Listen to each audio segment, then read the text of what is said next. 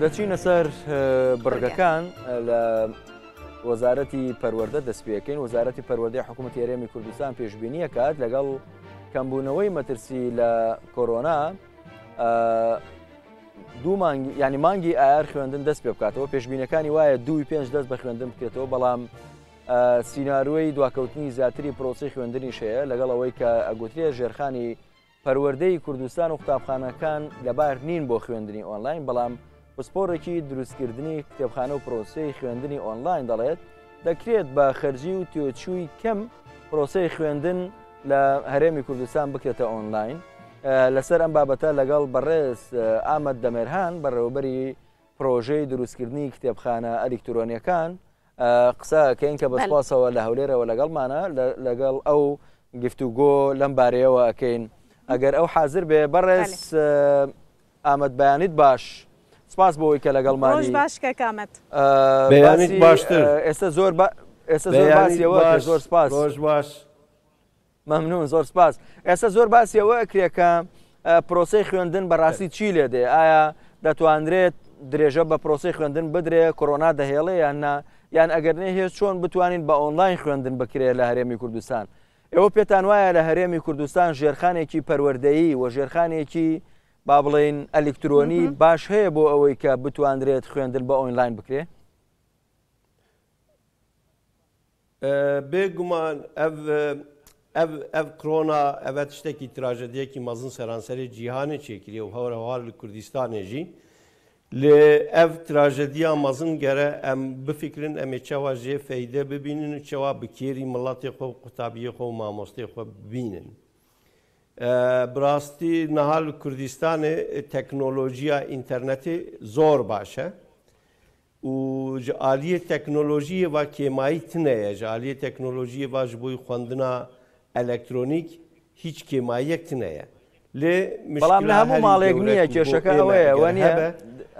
کاگامەت، ینی لە هەموو ماڵێک نییە کێشەکە ڕەنگە ئەوە بێ. کێشەکە نە ئەلکترۆنیکێک، کێشەکە کاری ئیداریە و کاری پەروەردا مامۆستا و قوتابیایە. ینی نەکێشەیە بێگومان ئەوەژی بە هەسانی کارە بێتە چێکردن. بۆچی ئیشێ دەمەکە درێژەکە کامەت ئیشێ مەهایە یان ئیشێ هەفتیا و ڕۆژایە؟ ئەوە li goriya beşatê guhartin. Mesela hinek beşê zankoyê hene mamostê wanekî ji xwe mamostê kompîterê û internetê û tiştê wîsanin, mamostê mühendisiyene. Ewana zûtirîn wext karin vî tiştî çê bikin. Bo êwan zêde negewre ye. Tozekî yavê em dibên perwerda çend roja bo her mamosteyekî, rojek dû roj. Pêwîst e çawa ku ev teknolojiyan û egebkêrina anî bin çawa bikêrbînin. Wekî em tev yanî rojane bêjim telefonê me bi aqil hene, em ekseriyetê mamosta û sedî not û nehê qutabiya jî kompîter û telefonê bi aqil bikêrtînin. Yani em vî teknolojî bikêrtînin. Vêga hiç ferqa wî tune ez û we em çawa niha min karbû bi wara bi Skypeê ra jî qise bikirin. Min karbû bi wara bi çend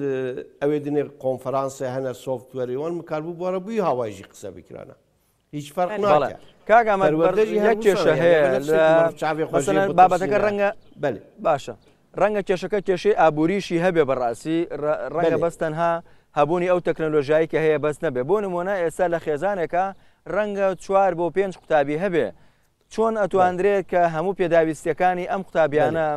هەرێکی کۆمپیوتەرێک هەرێکی و بەسەڵەن خەتێکی ئینتەرنێت دابین بکرێت؟ ڕەنگە بابەتەکە لە ڕووی ئابووریەوە تۆزێ بۆ هەندێک لە خێزانەکان، نەک هەندێک وڵات زۆر لە خێزانەکان خورس بێ کە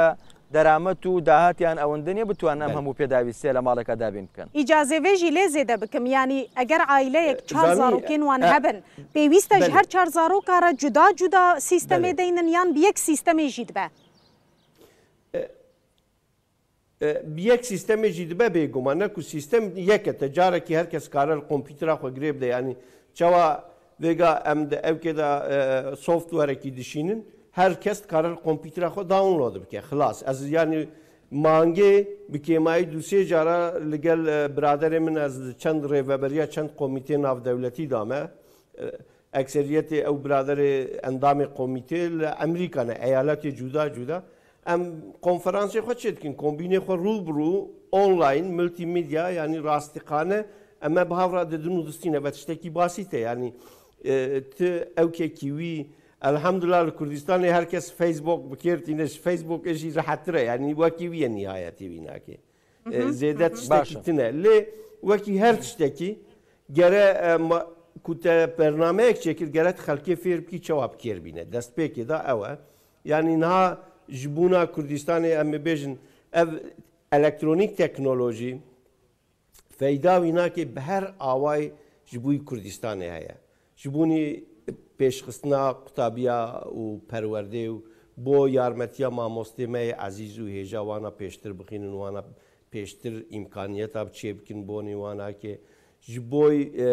ekonomiya Kurdistanê ku bibe elektronik baştir e ku em ê pêwîstiya me bi petrolê kêmtir bibe baştir e yanî tu bi çi hawayê birênî ewke yanî hinek gotinekî bi Emerîkî dibêjin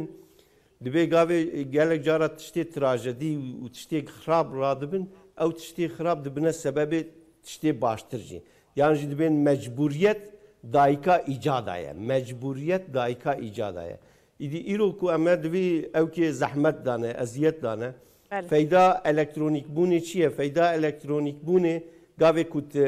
bi şeklekî em tetbîq dikî mesela ekseriyetê kitêbên elektronik bo perwerdê ji qutabîxanê heta zankoya dikarî belaş peyda bikî ekseriyetên kitêba û lêkolîn û kovar û akademîk û tiştê wisa êdinê ji ber ku kitêb û serkanî û çavkaniyê te bonê lêkolînê jî belaşin yani çê dibe elektronîk e pêwîstiya te hewqas bi bînayê kitêbxanê nayê pêwîstiya te hewqa bi bînayê kitêbxanê hewqas nayê yanî wê hengê kêmtirîn jî dibe bo nimûne ez ê bêjim bo nimûne zankoyê Selhedîn 27 heb kitêbxanê wan hene her kuliyekî kitêbxaneyeke ku ez neşaş bim kêm zêde wisane û kitêbxaneyekî navendî jî heye baş e ew hemî tiştê ku di nav wan kitêbxana dane em karin têxine nav dûsê tiştê wisa hard drive dûsê tiştê wisa ew 27 bîna betalman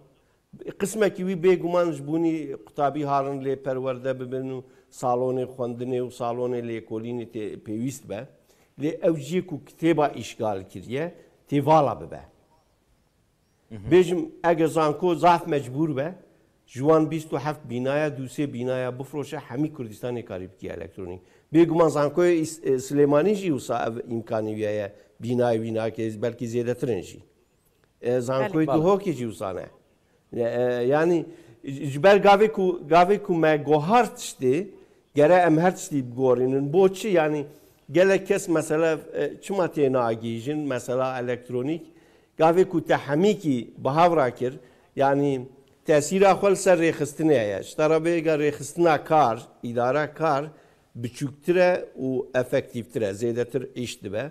êdinê bîna kêmtir cî digire bîna kêmtir cî digire kêmtirîn بەڕێز ئەمەد ئەم بابەتانی جەنابەت باسیەکەی استراتیژین ڕەنگە بۆ دەمێکی درێژ حکوومەت بتوانێت بیکە بەڵام ئێستا بۆ ئەم دەمودەستەی ئێستا بۆ ئەوەی خوێندنی ئەم ساڵ نەفەوتێت چکە ئێمە ئێستا ینی ئەگەرم بارودۆخەنە بواە لە کۆتایی وەرزی خوێندنی ساڵی 2009 ساڵی 2020 بووین بۆ شتی ئێستا و ئانی و بەپەلا حکوومەت دەتوانێت چی بکە بۆ یەکسەر سیستەم بۆرە گوهردن چقا ژێرە لەوەی کە دەرابێت باسیەکەی بۆ استراتیژ ڕەنگە باش بێ بەڵام بۆ شتی ئێستا دەبێت چی بکەین نا ئەvە بۆنی کاکە گەرە تژدەرێکی دەست پێ بکە ینی ئەو کیت سحربازی ئیش سحربازیە چێ نابێ ینی تنکاری 150 هزار قوتابیە ڕۆژێکیدا وان فێر بکی کوچەوە وان شتە بکێربینن یان هزار مامۆستا توانە درۆژێکی دەنکاری گەرەت پیلانێکی استراتەژیک چێکی ڕۆژانە پەی دەرپێ چێ بکی پێشی ئەvە بێگومان گەرە زانکۆ حکوومەت ڤیزیۆنێکی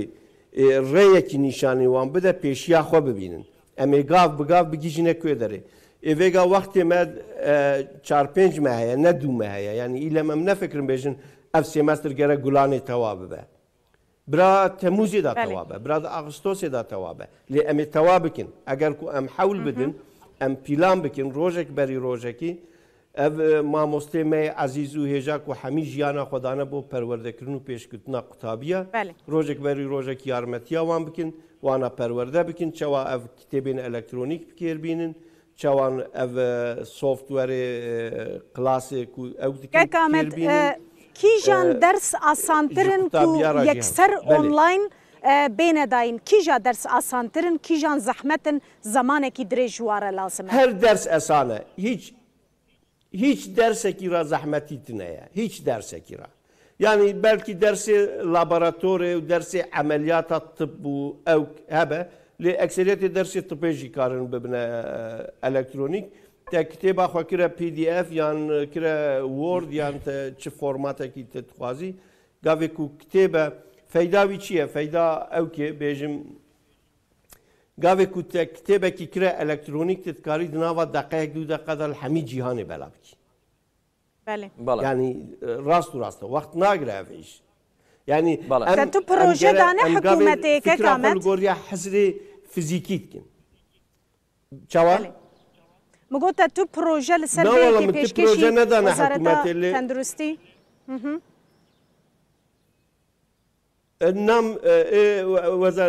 نام حالی حضرت پروژه ندانه کسی لی از آماده من خدمت بکیم چه خدمت هبه اما آماده نه 24 ساعت هیچ امجبونی خدمتی هنه امامنا اوکن ایشی کاری پرورده کاری خدمتی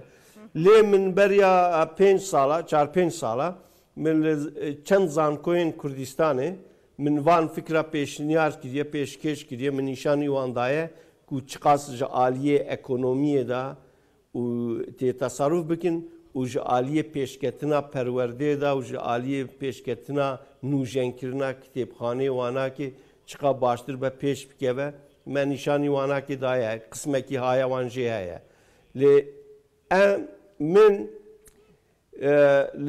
پازده بیست حفظانکویا لولاتین جدا جدا من سرویناکی کنفرانسا دایا قصه کریه یعنی از فعلا دزانم چوا چه دبه از باسا نظریته کی تئوریه کی ناکم هر بله بله برئیس احمد دمیرهان بروبری پروژه دروست کردنی روژک بری روژک امکارن وی ایشی بکن بله زور سپاس ام دکارن وی ایشی یعنی اف ایش چه دبه لکردستانه بله بله بله بله فرمو yani ev ne tişteki zêde zehmete lê tiştekî gele îman hebe, daxwazî hebe, serkerdayetî hebe û ev vizyon gere bidine qutabî û mamosta wan qane bikin ku çiqa karê wan û xizmeta wan muhîm e ev guhartin tê bibe sebebê pêşketina mamosta bibe sebebê pêşketina qutabîya تێزانکۆی me û qutabiyê me û mamostê me li gel cîhanê zêdetir întegre bibin têkil bibin ji hevûdin baştir fehm bikin yani ev e îmkaniyetekî gelek spas kakamet mezin e û rojek berî rojek gelek çêbe zor spas belê ممنون زۆر سپاس کاک ئەحمەد دەمیرهان بەڕێوەبەری پرۆژەی دروستکردنی کتێبخانە ئەلکترۆنیەکان سپاس بۆی کە لەگەڵمان بوویت گەلێک مەمنون